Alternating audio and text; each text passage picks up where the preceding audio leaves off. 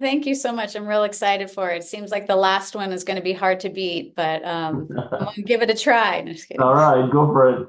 Thank So let me just share my screen. It'll take a minute. All right, so I came up with this idea. I've been speaking at every one of Dr. Dara's BluePaz conferences, and I really enjoy speaking to you guys. I'm a naturopathic physician, and so I work a lot with natural health. And my husband is a firefighter, and he is reaching 32 years in his first responder service. And his physical body is literally breaking down before our eyes.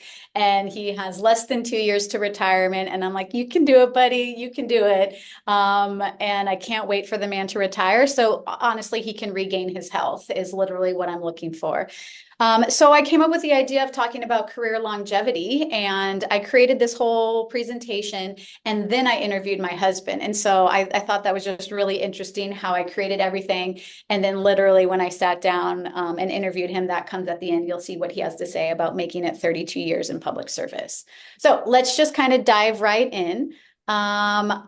This is my agenda for today. I'm going to review a little bit of the statistics for career longevity within three of the main areas that people seem to gravitate from. So police, fire, and dispatch. We'll talk about each of those and career longevity in those careers in just a minute. I am going to spend a bit of time talking about mindset. This has been something that I've been diving into in my own personal life. I'm not a psychologist by any means, but I have been practicing and learned some tools that I hope for some of you guys will be really helpful. And I'm going to talk a bit about how mindset will set you up for how you can maintain the length of your career. Body set, I think I made that word up. I don't know. I didn't even actually Google it, but I was like, mindset, body set, they go together. I will talk about how to keep our physical body resilient to the stresses of life in public service. I talk about it in my mind in terms of like health pillars and how many pillars do you have holding yourself up. We'll get to that. And then wrap up with some key takeaways from this presentation. I also like to make my presentations interactive. And so there's a portion, you'll see me in just a few minutes. I want to hear from you guys. So I think the easiest would be if you have your phone, there's going to be a QR code and you can answer some polls and you can dive in with your phone. So make sure your phone is handy. Okay, let's talk about some of these statistics. Dispatch. Oh my goodness. People don't really persist in a career of dispatch. And I think we kind of all understand why that amount of trauma and receiving those calls and dispatching those calls is intense. So I uncovered some of the statistics. We see an average annual turnover of about 30% for a dispatch career. 1 in 5 telecommunicators usually leave the job within the first year. And we see that emergency dispatch is among the top 10% of the highest turnover professions. This is comparable to EMT and our paramedic turnover, which is also some of the highest. Um, when I was starting to research some of this information, what I found about dispatch and recommendations that were coming off of some of these blogs and social media was to as soon as you can start to move maybe more into an administrative position or work your way up the chain to get yourself further away from the trauma of those calls. But we see an incredible amount of turnover in dispatch. And I think dispatch is one of our underrated heroes in public service these days. Police, I had a heck of a time finding statistics on police. Only because most of the journal articles that I was looking at were not open access. And I'm like, police, get that information out there. I could only access some of these abstracts and it was driving me bananas. But I found some good numbers for police and some interesting things that have happened since the pandemic. We see average department turnover of about 14% for police. Some departments have as high as 20% for turnover rate. We see a quarter of officers leave their department within the first year and a half to 3 years on the job.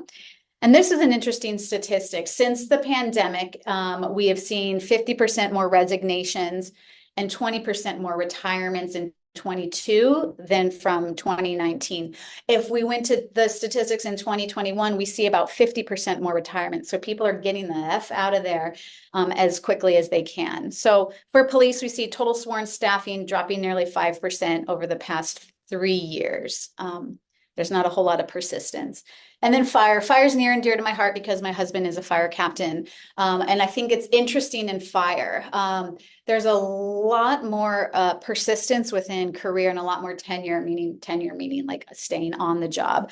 Um, but what's interesting is what we see with age and what's happening with my husband. So we see EMS and firefighter turnover rates are about 25%.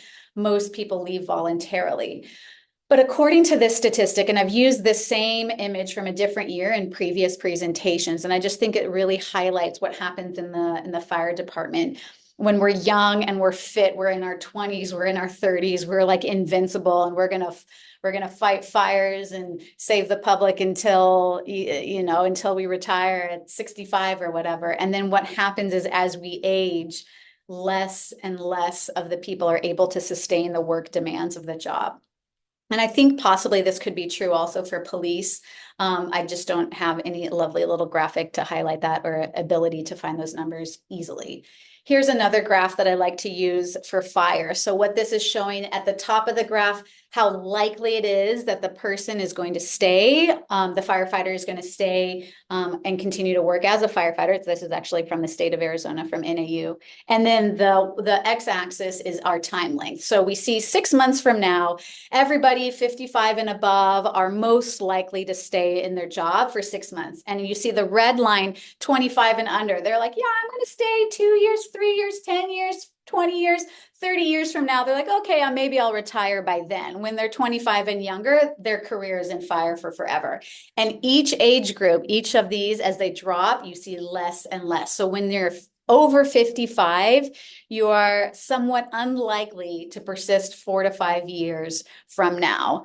And I think, again, it's the physicality and how the bodies break down under the lack of sleep and under the lack of self-care. I think that's why we see that firefighters, only 10% of our firefighters are over 60, the age of 60, even though they are probably the most experienced and have the most ability to handle fire, an example, well, than our newbies. Not always, that's not always true. Okay, anyway, so let's talk about mindset. And I want to talk about how the way you think, how that can influence the length of your career. And I think my husband is a prime example of how his mindset has allowed him to persist for 32 years as a first responder. He's incredibly resilient. He is incredibly level-headed. He literally does not stress out about things unless he's the VP of the union. And that was really, really stressful time for our family. That's the only time I've ever seen the man stress out. Our mindset is the most powerful tool that we have in the toolbox. I don't care how healthy you're eating. I don't care how great you exercise. I don't care how beautiful you sleep when you're off shift. If your mindset is shit, likely your experience of your world is shit. Excuse me for cursing. I can't seem to help myself. It just like comes out. And so the nature of the groundwork of our thoughts, the way in which our thoughts run through our head most often creates the reality in which you live in. And we've seen those people, and actually Dara is one of those people for me who is almost in a perpetual state of bliss, right? Jolly and happy and like just enjoying life, like almost every single moment that I see this man. These people have these rose-colored glasses, and I really think that it's because what they allow and what they don't allow to run through their minds at even any given time. So really, the way in which we think, the nature of our thoughts, it's going to influence how and what we see in our world around us. And then choice. If you had told me perhaps 3 to 5 years ago, Betsy, you have a choice in the thoughts that run through your head. You have the ability to change what those thoughts and how they flow through your head. I would have said you are full of shit. There's no possible way. But once I actually started doing this work, I have begun to recognize that I absolutely have choice in whether I spend 30 minutes, 45 minutes beating myself up for something that I did 14 years ago, or whether I choose to think something differently. And while it may not seem possible in this moment, we do have the choice in what the type of thoughts that flow through our mind. Okay, group poll.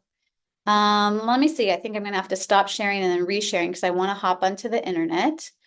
And this is when I'll have you guys get out your phones. I did it again. I don't want to do the whiteboard. I'm gonna do, here we go, Google Chrome. All right, friends. So two ways, activate and present responses. You can go to polev.com/Dr. Dara Ramper 004. You can send a text, send Dr. Dara Ramper 004 to 222-333, or this little QR code. Go ahead and highlight that and hop into Poll Everywhere. You do not have to insert your name. You can just skip that step altogether.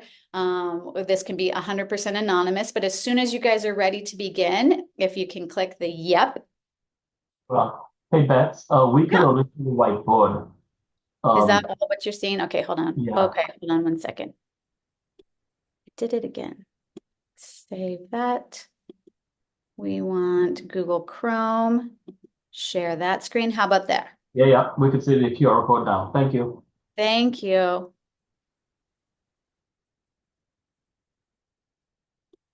All right, friends, anybody use the QR code? Excelente. We got one person roaring ready to go. We got 4 people. Good. So you guys are just going to give you a minute of time to get that up and running. Because I would love to have all 138 people participating if at all possible. So you guys will be rolling in.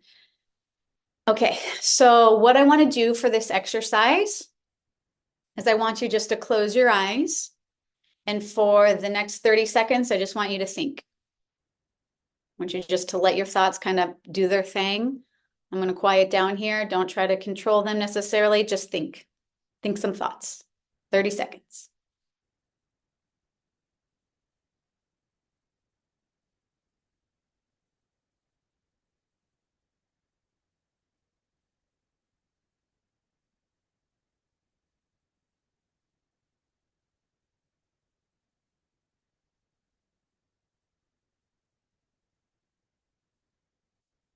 Okay, I'm going to move to my second question.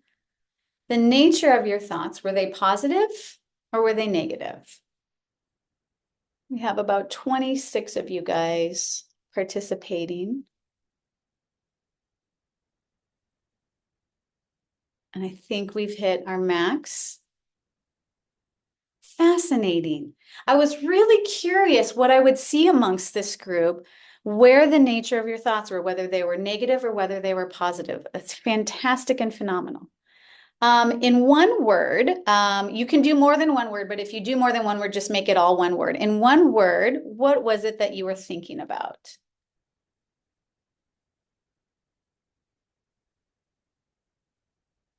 Family, home, kids, work, weather change, vacation, weekend. It's Friday. What day is today? Health and heroes. I feel like I have a limited number on who can participate. That's a bummer. Fantastic. Most of us were thinking about family. This doesn't necessarily tell me whether this was positive or negative per se. And then in this moment, tell me how you're feeling in this moment. Phenomenal. I really actually am quite impressed by the level of positivity of this group, but I also recognize this is a health and wellness conference. You guys are self-motivated to come out here and be health conscious, which is amazing. Fantastic. Good work. I think, do I have another one? Okay, part 2. Let's see if we can make some very gentle shifts. Are you guys ready to begin? Now, this time I want you to close your eyes and we're going to enter our space of thinking. But this time I want you to be very conscious about what you're choosing to think about. And I'm going to give you some prompts. What I want you to think about is your favorite place. So for me, if I were to close my eyes, I would be in the mountains. I would be in a pine forest. We have a family cabin in Flagstaff. That's my happy place. That's where I go. Perhaps yours is a beach, maybe in your garage. I want you just to picture yourself in your most favorite place. I want you to see the sights. I want you to hear the sounds. Perhaps feel anything that you could possibly be feeling. And then I want you to imagine somebody that you love walking into that space and sharing that space for you. Now, maybe it's not actually a somebody, maybe it's a little furry friend, someone that brings joy, someone that you light up when you see them there. And see them laughing, see them talking, see them having such a wonderful time in your favorite space with you. And now I want you to imagine that person tells a joke or something funny happen and you just bust up laughing. You guys are just laughing together, that deep, full belly laugh in your favorite space with your favorite person. And again, in one word, what were you thinking about? Can be more than one word if you want to, just put it together the way that the cloud works. Beach, love, camping, joy, kids, blessed, harmony, mountains with my dad, nothing. Oh, maybe just a little bit of a reprieve, right? There was stillness there. Nature fresh, steel pan. I was listening to the music too and loving it. Fantastic, you guys. And then how are you feeling now in this moment? We already started off with a phenomenal baseline, but look at all those positive greens coming in. We still got somebody just like, I'm still feeling like shit, Betsy, nothing's happened. And that's okay. But if you had noticed, let me hop back now to my PowerPoint presentation. I'm not going to go to the whiteboard. That brief moment, taking a time to be intentional about our thoughts and to think in a positive way, we see, even though you guys are already positive, you're already feeling good on this Friday afternoon, we can see some shifts there, which is amazing. So back to career longevity, how in the F does this all relate to longevity in my career? I could show you study after study. I just chose one study for each of these, study after study for the last few decades. Positive mindset, higher job satisfaction. Positive mindset, resiliency in adversity. Positive mindset, greater intrinsic motivation. Positive mindset, healthier coping strategies. And if you put all of that together, increased job satisfaction, resilience during adverse times, increased motivation to take care of ourselves, healthy ways in which we can manage the stress and the bad times. We see sustained career progression.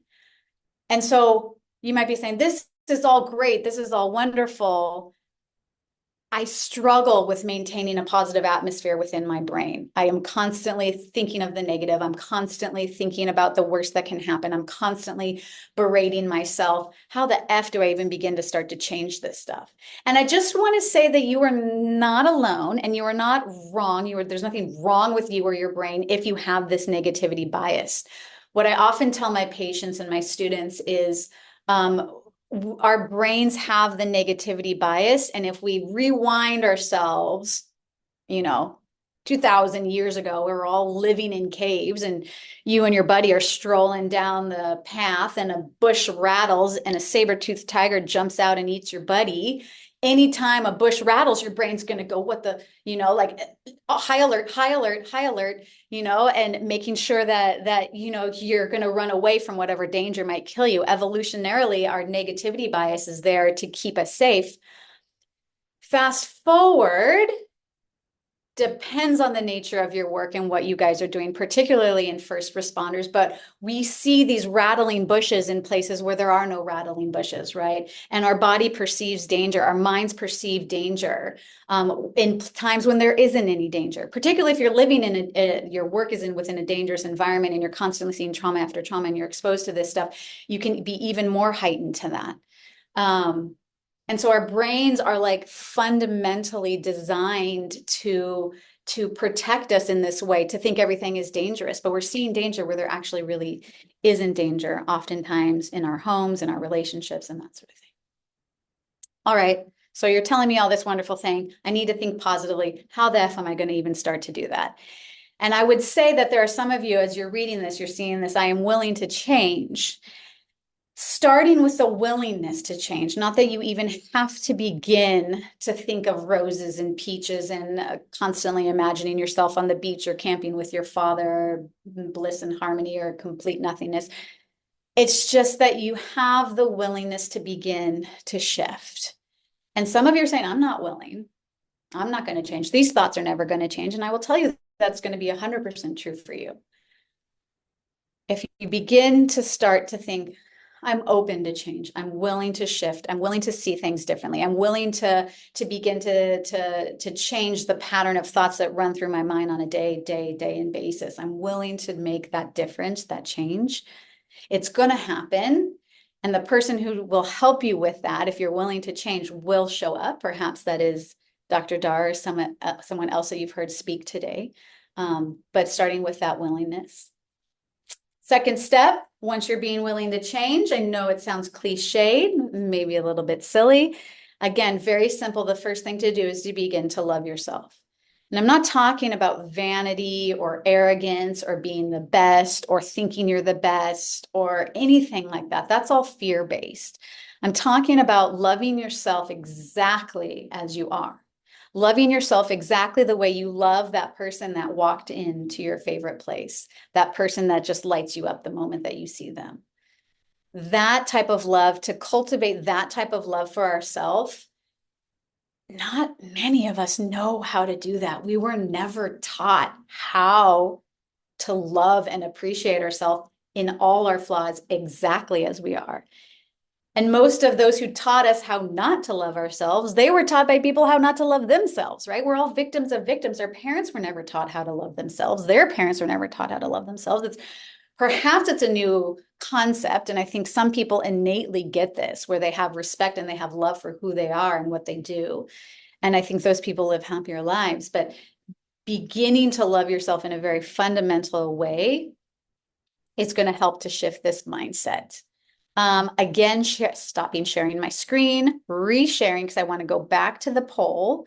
I also just kind of want to get a lay of the land here of you guys out there. Do you love yourself? Hell yeah, I'm the most lovable person I know. Sarita Ramstead might answer yes to that one. Yes, I do love and approve of myself. No, I struggle with self-worth and self-love. F no, I'm a piece of shit. I love that none of you guys have chosen that one. And I see we're right here between this. Yes, I do approve of myself. No, I struggle with self-worth and self-love. I feel like these are very, oh, and we do have somebody, right? Somebody has learned and it makes my heart ache that that is how you view yourself. And I imagine there were people in your life that told you that when you were young and when you were growing. And if I were to look you in your eyes, there's no way that that is true. There's no way that that is true. And we got a hell yes, I'm the most lovable person I know. And I love that. I love that. You guys are really surprising me. I wasn't sure what I was going to get in terms of these polls. Lots of positivity, lots of self-love here.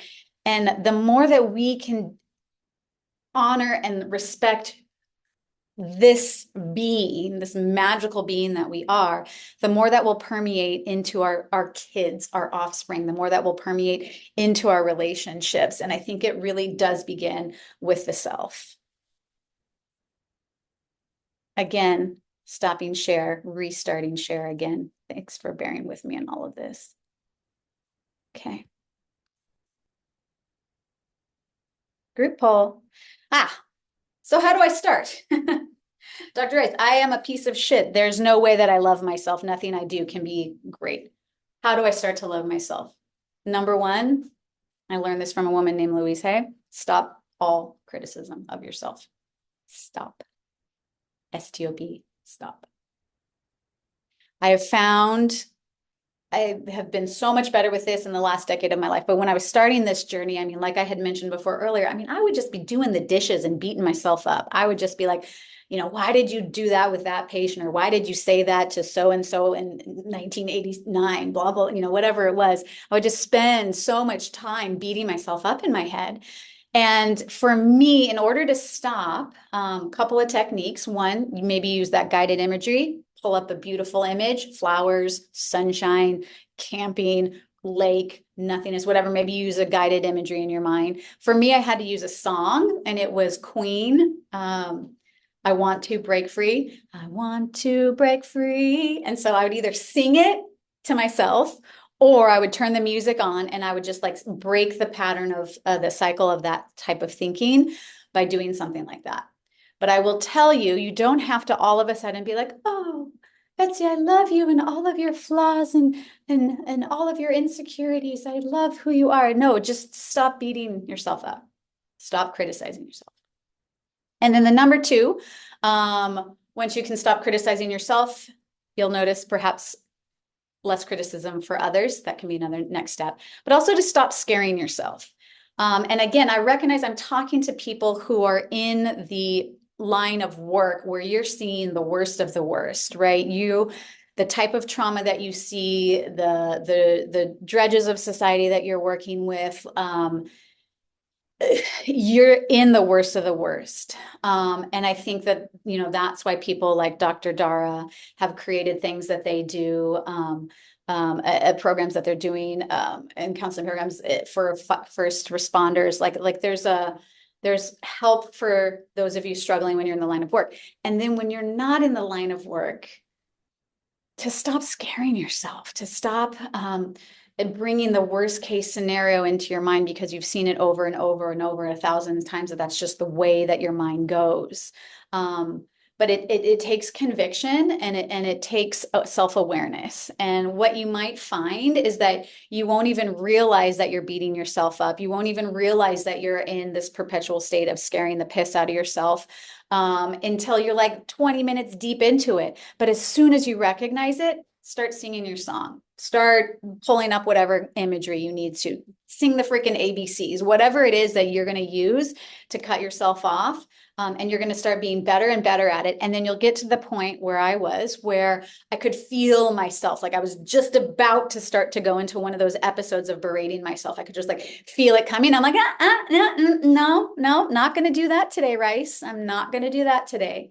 And so you'll get better and better at it with time. We'll come back to mindset, but there's just a little bit of tools, a little bit of tricks that have been really helpful for me over time. Body set. Really want to Google that. Is that a real word? How to keep the physical body resilient to the stress of life, particularly within public service. I have more pillars to my pillars of health, but for today, I just wanted to focus on what I call the main four: diet, sleep, movement, and stress management.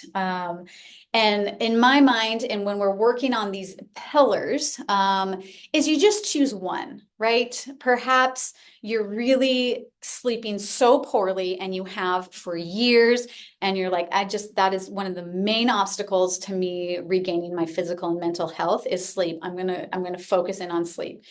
And what's so beautiful about this is once you make some gains in one area, another area pillar is probably going to pop up and you're like, damn it, okay, I'm going to stop eating fast food. I'm going to, start focusing on my diet. I'm going to do whatever I need to do to start moving forward and healthy. And usually the gains that you have made in one pillar as you start to work on the next are going to sustain once you make it habit. And then you can just keep popping in and out of these different pillars. And I think honestly, it's like a lifelong juggle to maintain all of these pillars in an upright position, right? I think of like ancient Greece, where the pillars are holding up whatever is holding up, and then like some of them are crumbled and fallen over, and some of them are still strong. And I feel like that is just this constant re-pick up the pillar. Okay, focus on this one. Da, da, da, da, da, da. So let's dive a little bit into them. In terms of diet, if I were to give you just some very blanketed advice, eat real foods. I think the problem with people eating real foods is time, convenience, and energy, right? We don't have the time to purchase the vegetables, to cut them up and cook them, or purchase the veggies and the meat and cut them up and cook them. It's just so much easier to drive through the drive-through, and perhaps looks from the facade, it looks cheaper to go through a drive-through. But if you were to start to make changes in your diets, I would just recommend just start eating real foods. I find that social media is really helpful at finding inspiration. There's a woman named Carolyn Chambers, and I think she does some really great 30-minute things. She teaches you how to chop your vegetables, just basic, simple things like that. But the more real foods you can bring into your diet, the better that pillar is going to stand. Keeping your blood sugar low. A few years back, I did a conference and I talked a lot about like lab work, and I really love doing labs with my patient. I love monitoring blood sugar and insulin levels and hemoglobin A1C, which is your average blood sugar over the last 3 months. And keeping your blood sugar down, I think, is one of the easiest ways to keep inflammation down. And keeping inflammation down means we're going to keep out pain, we're going to keep out cancer, we're going to keep out a lot of that. There are various ways in which you can go about doing that through your diet. I am not a one approach fits all type of person. And there are, again, various ways to keep your blood sugar low. And I think eating real foods is one of the best ways to do that. Intermittent fasting. If you've seen me, I talk about intermittent fasting, and I mean fast intermittently. Our bodies are designed to go weeks without food. And for most of us, we live in an environment where food is plentiful. And that's not true for everybody, even within my own city. But most of us are at the mercy of too much food. And so fasting, whether you do it for religious purposes, historically we did it for religious purposes, we did it during times of famine, we did it during times of war, and those were times in which we didn't have any choice in the matter, but our bodies are designed to go without food. And you'll see on the next slide the whole cascade of hormones that happens when we go without food for an extended period of time. It might just mean skip a meal here and there. It might mean dedicate 24 hours once a month and do a water fast or a juice fast. Obviously, if you have health concerns, please talk to your physician before you do something like that. But you can do a 16-8 type of intermittent fast or an 18-6. If you're menstruating female, I like to do a 14-10 where you're fasting 14 hours of the day and you're eating 10 hours of the day. Even a 12-hour overnight fast has shown benefit in the medical literature. So I love fasting, and I think that it's a wonderful way to keep your blood sugar low, to keep your weight down. We'll get into that next slide. Chronometer. There's a number of apps. I like Chronometer. It's free. Track your meals for a week. And I have recommended this to patients. I've been naturopathic physician for 15 years. I've been recommending this to patients forever. And I just started doing this like 2 months ago. And what kind of really surprised me about my diet is the amount of fat that I eat. And I am not anti-fat by any means. We saw what happened in the 80s and the 90s when the fat was the devil and all we ate was like pasta and breads and carbohydrates. And then we got a spike of Alzheimer's and diabetes and all sorts of bad things. I don't think that's the only reason we see the elevation in those chronic diseases. But I was really surprised. If you would have quizzed me before on the level of fat, I'm like, yeah, sure, I eat some fat, but I eat like a lot of fat. And I was really surprised by that. So use the chronometer. Another reason I like chronometers, not only does it track like your macros and calories, but it also tracks the nutrients that you're eating. And you can see how many of your B vitamins, how much vitamin C, how much vitamin A, how much vitamin D are you actually getting within your diet. And as you start to eat real foods, you'll start to see those numbers elevate. In terms of diet, you can't be perfect all the time. And by all means, I don't condone anyone being perfect all the time, but shoot for 80%. 75, 80% of the time you're eating real foods, you're keeping your blood sugar low, you're like on top of it, and you're fueling your body because you love yourself is why you're fueling your body so. And then have fun the other 20% of the time. And if you're having trouble, get a coach, get a nutritionist, get somebody on board to keep you accountable with diet. There's so many free things now that can help keep you accountable for what you're eating if you're struggling with diet. Intermittent fasting. Here's just a nice summary of some of the benefits that we see with intermittent fasting. It increases cells basically eating themselves. When we don't have to digest food, our body digests itself in a very like a nutshell sort of way. But that's cellular repair, right? We're breaking down old proteins and we're just increasing our body's ability to repair itself when we're not having to digest food. We're seeing with intermittent fasting decreased inflammation, reduced blood pressure, the weight change happens. The patient population I often struggle with the most with weight is my postmenopausal women. And intermittent fasting, I see consistently women who intermittent fast postmenopausally lose about 2 pounds per month. And it can be really very helpful as you're working on developing new different diet approach. The hormones that are responsible for hunger and our blood sugar and our metabolism shift when we're not eating. We see our insulin decreases when we're fasting. Our ghrelin is, ghrelin goes this way. Ghrelin, which increases our appetite, increases weight gain. Our hormone ghrelin goes down, and our hormone leptin, which turns off our appetite, increases when we fast. And so often, particularly, I'm not a fan of the eat a small meal every 6 hours, or sorry, eat six small meals every couple hours of the day. We don't see these hormone changes. We don't see the leptin increasing. It actually decreases the leptin. So we're hungry all the time. I don't agree with that diet approach. But yeah, where was I going with that? I don't know. The hormonal changes that we see in the fasting state, they don't happen during the fasted state because we're not ever in the fasted state. And then we see food turns off our growth hormone, which is one of our main hormones for building and repairing our tissues. So if you wanted to start intermittent fasting, start 12 hours overnight fast. And some people struggle to get that 12 hours. So take note of when the last time it is that you eat and try to not consume anything except for liquids. I'm okay with black coffee. I'm okay with tea, but strict fasters are like, you can't have any tea, no coffee. It's just water. Or some people are even more strict and saying during the fasted part, you shouldn't drink any water. I live in Arizona. You have to drink water. But start with 12 hours and then you can move it back a half an hour.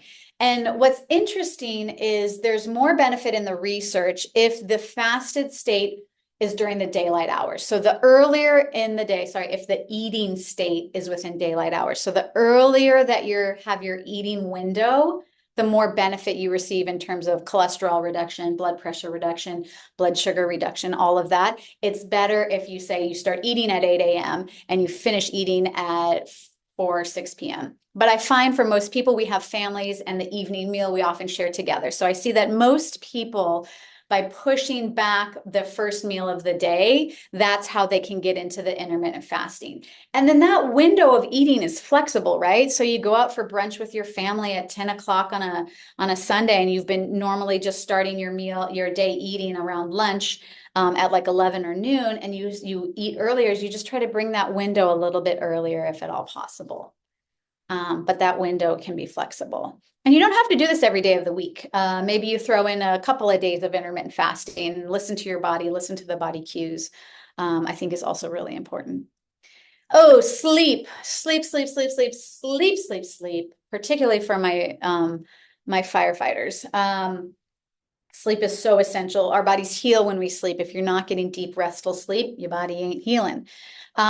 Sleep in a cave. I don't mean like a literal cave, but I kind of do mean a literal cave in terms of the absence of light. Make sure that it is cold, dark, wet. You can have it be wet if you want, maybe do a humidifier, but the colder you can sleep, the darker you can sleep. If you're really having trouble sleep, cutting yourself off from all external stimulus, earplugs, eye masks, sound machine, all of that. The better that you will sleep. My husband just installed a split unit air conditioning in our master bedroom. And our bedroom is finally like cool when we sleep at night in Arizona during the summertime. And it's been a dramatic difference at the level of deep sleep we're achieving. Bright light exposure on waking. As soon as you wake up, open up the windows, open up the doors, get the light in the eyes. If you don't have access to that because you might be a shift worker, one of the sun lamps can be really very helpful as you're starting to wake up. Just get bright light in the eyeballs. It'll help with the cortisol and the melatonin patterns so that your sleep can be regulated. No damn screens, read a book to fall asleep. We all know screens are not bad. We just don't have the love of ourselves to get us off of those screens, but no damn screens within, half hour of going to bed. End your day with gratitude. So watching what you're thinking about, and this kind of goes back to mindset. Right before you're falling asleep, are you rattling off all the things that you didn't do in your head? Are you worrying about the things you got to get done tomorrow? Are you reliving the trauma you experienced last week? And again, having choice in those thoughts, right? And choosing what you're going to think about. That's why lots of people will use guided imagery. They'll use a guided meditation. They'll use something that will allow them to listen to it so that they don't have to be responsible for like what's going through their minds. But you do have choice in the type of thoughts that go through your head. Tracking, just like with chronometer, tracking your sleep, what we track grows. So if you're going to track your sleep and your deep sleep levels, something like the Aura Ring might be really helpful, give you some really good information, help you really understand the stages of sleep that you're in. And then again, if you're having trouble in an area, seek some help. Maybe you're having apneic episodes, you have sleep apnea, consider mouth taping. Your caffeine intake, yeah, perhaps you don't think that the cup of coffee at 3 p.m. is actually affecting your sleep until you take it away and see what happens. Perhaps you have a reverse diurnal cortisol pattern, meaning our cortisol should be highest right before we wake up and lowest before we go to bed. A lot of us have inverted patterns where it's really low in the morning or perhaps low during the day, and then we spike right before bedtime and we get that sense of alertness again. I think naturopathy in terms of like sleep and also diet too can be really, really helpful at identifying what the root cause of your sleep patterns are. I throw in some sleep support. For me, brand matters. I mean, you can literally put cardboard into a supplement and sell it on the market. The FDA doesn't regulate these sort of things. So what you buy and how you spend your money really matters. These are 3 companies. There's many more companies that I also really abide by and know through their third party independent testing that them to be good. But let me just run through these. Cortisol managers. So if you have that second wind at night, if it is from a cortisol increase at night, cortisol manager helps to cut down that cortisol before you go to bed. It can be really, really helpful. Best Rest formula is just a really great overall formula. It has some hops and some lavender. It has a smidge of melatonin. It has some L-theanine. It has a lot of the amino acids to help you rest and help to induce sleep. Some people are really sensitive to melatonin and it gives them really intense dreams and like they don't feel well rested with it or they feel groggy in the morning. And so Sleep Formula by Gaia Herbs, it's just all herbs. And so that's a really lovely formula without melatonin in case you're sensitive to melatonin. There is no melatonin in the cortisol manager. But if it isn't because you have high cortisol levels, it is why you're not if that is not why you're having trouble sleeping, then getting cortisol manager is not going to be helpful for you. And then regardless of whether you're a patient of mine, Fullscript is like this, just in the US is just this massive online dispensary that has so many high quality supplements. I will happily give you 25% off. You don't even have to be my patient. And you guys can get all sorts of supplements, protein powders. Fullscript has a little bit of everything in terms of like nutritional support on there. So if you're interested, send me an email. I'll be happy to help you with that. No problemo. Movement, where am I at? Oh, good. Okay, perfect on time. Movement. If we don't use it, we lose it. And what happens as we age is we just get stiffer and we get tighter. And then if we eat shit foods, then we're inflamed and then we get pain and then we move less and we less. And the less that we move, that's where disease builds, right? So movement is incredibly important, especially as we age.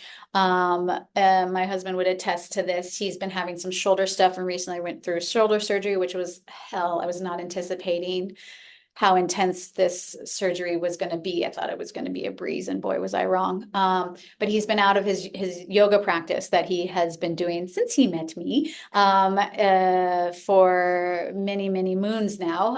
And he's can really feel it within his body. So minimum 30 minutes, 5 times a week, moving the body in a very intentional manner. Maintaining joint mobility. If you don't use it, you lose it. This is why I talk about floor sitting. Sit on the floor, roll around, get up on your hands and knees, spread your legs, just be a kid. It's also helpful if you have vertigo, right? To practice some of these rolling movements to trigger the vestibular system. But floor sitting and rolling around on the floor, I think is really, really helpful. I just recently I was having some chronic hip pain for myself and I got into some fascial stretch therapy and it's phenomenal. It's not stretching the muscles, it's stretching the connective tissue. So the fascia that runs through all of our body. Ohana Manual Therapy, Troy Kamak is a firefighter for Phoenix. And he just really has fallen in love with this idea of the fascial stretch therapy. And so he gives deals to first responders. And he's been really helping my husband with his mobility since his shoulder surgery by stretching the fascia, not even just in the shoulder joint, but it's all connected, right? So in the rest of the body. I really, really enjoy that. And then hydrotherapy. So not just even like physical movement within like the musculoskeletal system, but what I love about hydrotherapy is the movement within the lymph. And our lymph system is what moves fluid through our body. And alternating hot and cold, I think, is one of the best ways to stimulate and pump that lymphatic system. So using like a sauna and then into a pool, using the Arizona summertime and just a cool shower, doing 30 seconds hot, 10 seconds cold in the shower, back and forth, back and forth. These sort of things are really very stimulating to our vital force and the health of our bodies. Some therapeutic movement that I love. I'm a huge fan of PT, especially if they know what they're doing. Make sure you're rehabilitating your injuries, improving your mobility. I love yoga for the stretch, but I think it also provides a lot of mental clarity and help in the emotional state. Some dance therapy, which I think is just really fun. The 30-second dance button pusher thing that they have nowadays, I think is really, really cool. Pilates, if you're looking for more rehabilitative movement, Pilates is really designed to help rehabilitate from injuries. Some somatic movement might be helpful to heal some trauma and improve our body awareness. I love some Qigong and some Tai Chi to foster that sense of relaxation. So our therapeutic movement's really helpful. Oh, stress management. That would be a whole presentation in and of itself. I want to jump ahead to this slide first. Booze, cannabis, cigarettes, food. That doesn't count as stress management.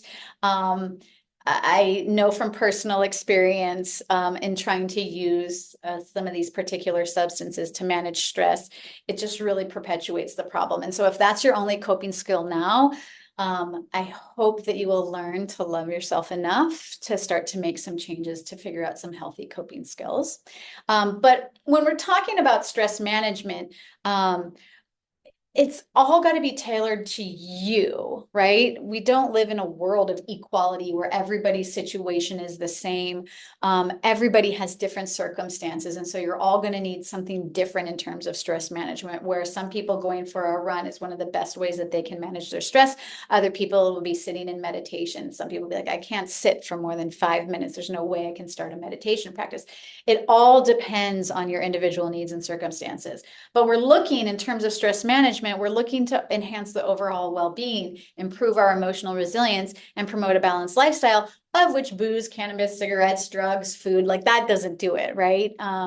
So that does nothing to promote emotional resilience and an overall sense of wellness. So just when what you're using for stress management, if you were at the spot where you really loved yourself, is that what you would choose for yourself or one of your loved ones? I think spending time in the natural world is one of the best ways to manage stress, is to get away from the screens, get away from the indoors, immerse ourselves into nature, whether it's just a few hours of a hike, it's an overnight camping trip, it's just a getaway in the mountains, a getaway to the beach. I find them to be incredibly beneficial. And so trying to insert those into your life as much as you can. And then getting the social support and the professional help to overcome some barriers to relaxation. There's a lot out there that perhaps everybody else had already talked about. And so I hope that you would seek those out for yourself. Okie dokes, to wrap it up. Oh, I didn't insert the subtitle there. Whoops. Okay, so then I interviewed my husband after I put all this together. And just to sum up, he has been in service for 28 plus years in fire. If we include his 3 years of being a paramedic before that, he's been in 31 years of being a first responder. And like I said, mentally, the man, I think sometimes he can emotionally detach, but perhaps that's a really good self-protective mechanism. But mentally, I feel like he's always been in a really great, even-keeled state, but physically, the body is just breaking down under the wear and tear of the job. And that is just really challenging to watch. But he said, when I asked him, what do you need to reach 20 years in your career? He said, First, supportive surroundings, specifically the people in the immediate work group, and making sure that those people are supportive of the nature and the lifestyle that you want to live. And that's that positivity. He's always recruiting people when he's getting new open spots onto his truck for like the positive people. He said physical health and then mental health, specifically resiliency. Make sure you have an outside life that has nothing to do with public safety. You need a reprieve from that work. And then recently he's beginning into Rubik's Cubes and he just freaking loves it. And I think there's a mindfulness piece to that. So he said, get yourself a Rubik's Cube. He taught himself how to do it. And now the man can't stop. It's really funny. So perhaps maybe that's the secret all along, Rubik's Cube. All right, friends. The key takeaways from today. First responders, stress of the job, the physical demands, the impact on the physical and mental health, opportunities or lack of opportunities for advancements really influence how long you guys are staying in the field. And I think that 20 to 30 years is possible when the following conditions are met. When you have a master on your mindset, right? And if you don't, get support and be consistent. Be willing and open to change. The rest will fall into place. You're learning to trust yourself, learning to trust the process, learning to love yourself. I think getting that mindset set and then nurture the body, right? We beat the out of our bodies. We over exercise, we abuse injuries, we use booze and cannabis and all sorts of other things to like manage our stress, and we just beat the crap out of our bodies. So instead, maybe start nurturing the body from a place of love. And if you can't do that, get support, be consistent. Last thing that I want to leave you guys with is that you have the choice. You can continue to live your life exactly how you're living. That is a 100% your choice. But I just encourage you to consciously choose what it is you want to believe, how you want to live, and then be willing to change if you want to make a difference in your life. Thanks, y'all. That's all I got for you. There's all of the references, but if you want from the previous slides, thanks for listening. I really appreciate it.